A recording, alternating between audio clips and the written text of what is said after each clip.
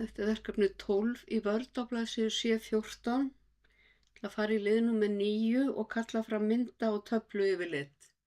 Það er með bendilinn hér þar sem ég ætla að kalla fram myndayfirlitið og ég fer hér í References, Insert Table og Figures og hérna stendur tafla.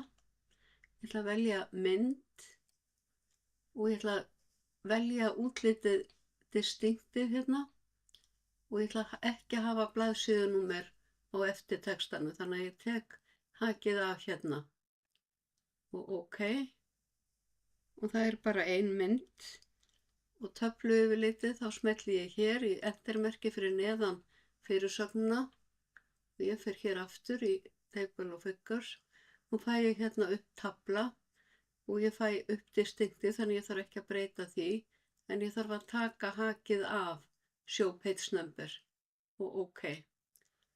Og þá kemur listinn yfir þessar 2 töflur sem ég er búin að merkja. Og ég ætla að vista. Ef ég fer hérna í prentskoðun,